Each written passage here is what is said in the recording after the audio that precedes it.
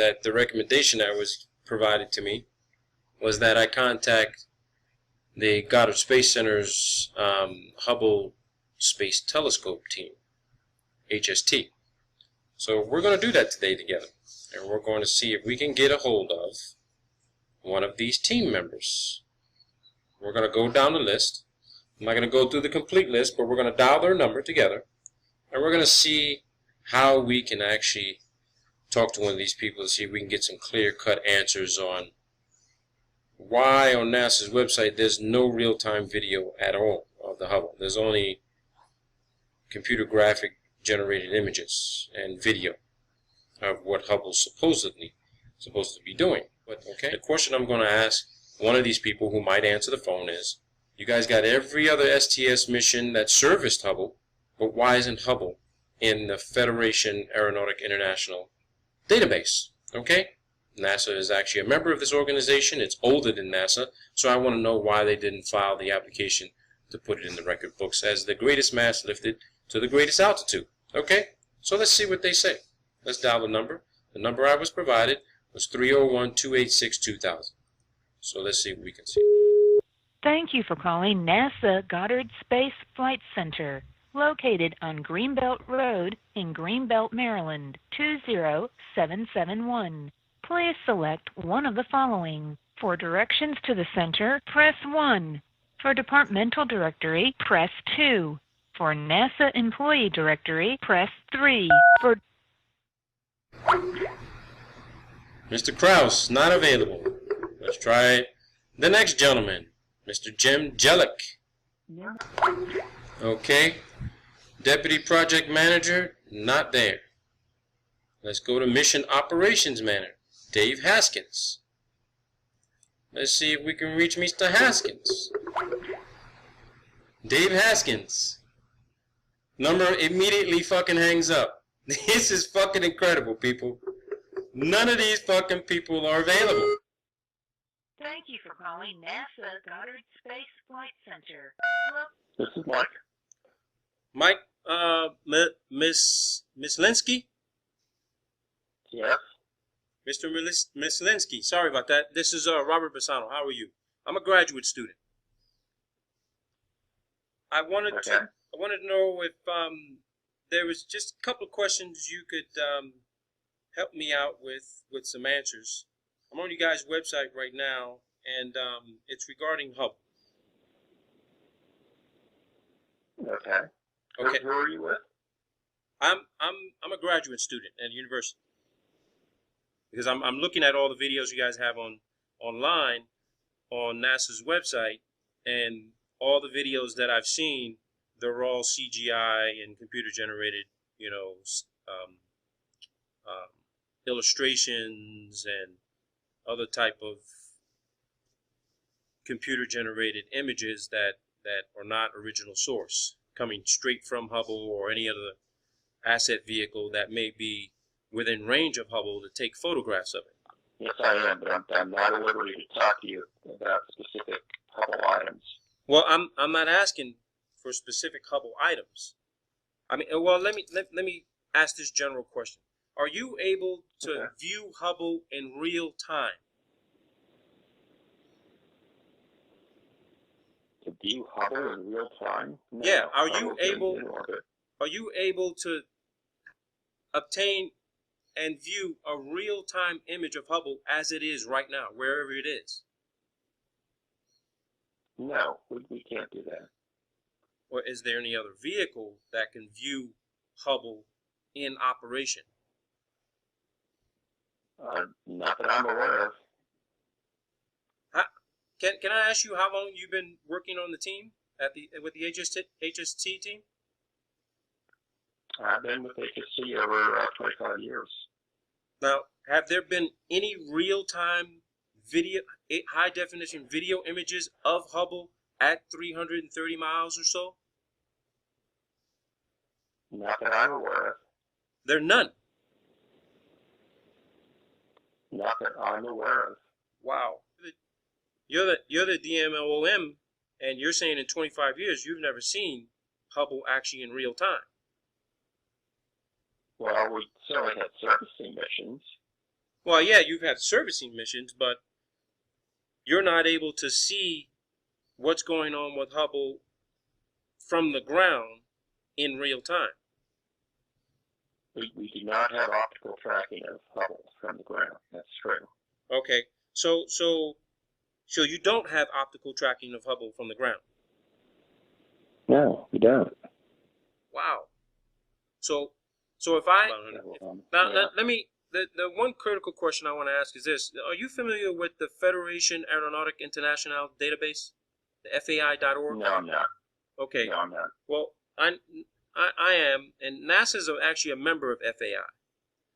Every single, well, not I wouldn't say every single STS mission, but I'd say about 2/3 of the STS missions, specifically the servicing missions for HST, are in this database. It's FAI.org, Federation Aeronautique Internationale.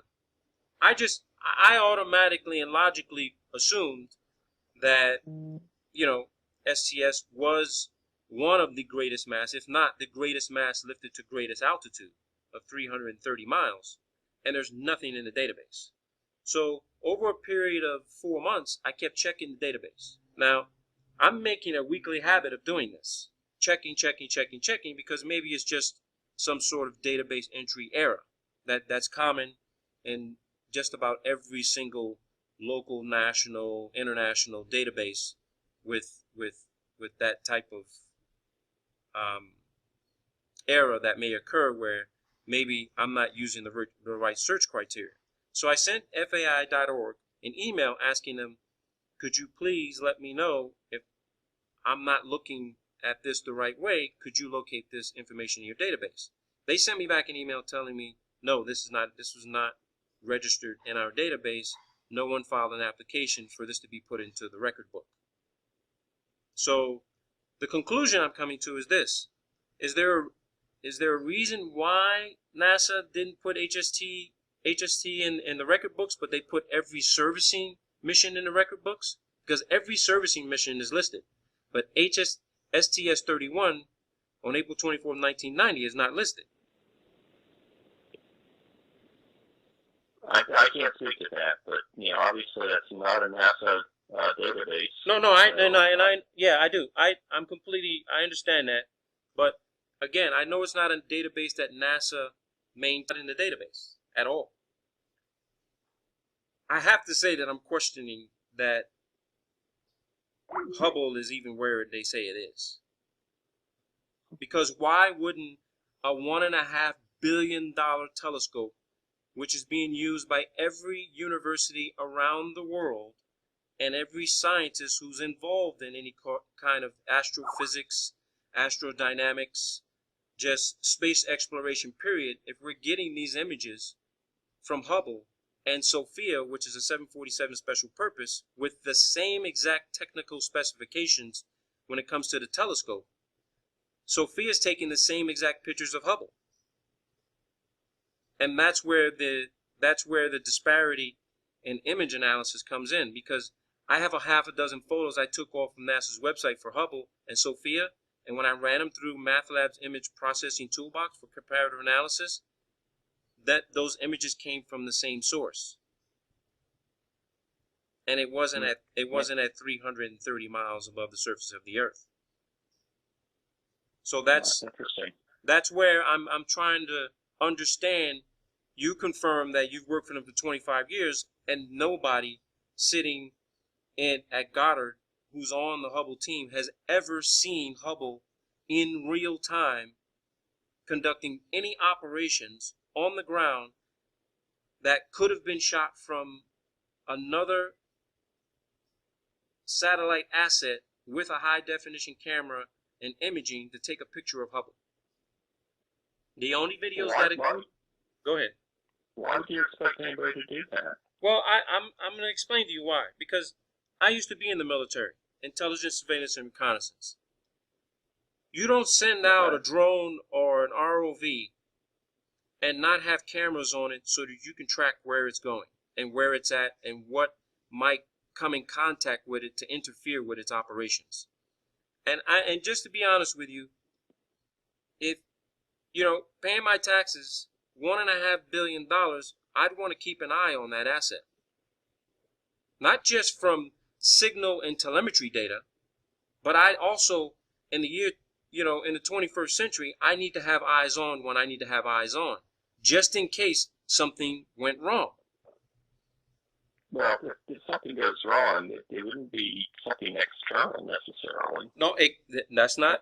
I wouldn't say that that's so, because I know of at least a few events where Hubble had to be retasked because it had to avoid collision with something else that was up there. Well, you're misinformed then. Well, I can't be misinformed if the data actually came from NASA. Could you point me to where it says that Hubble was actually retasked because of some external,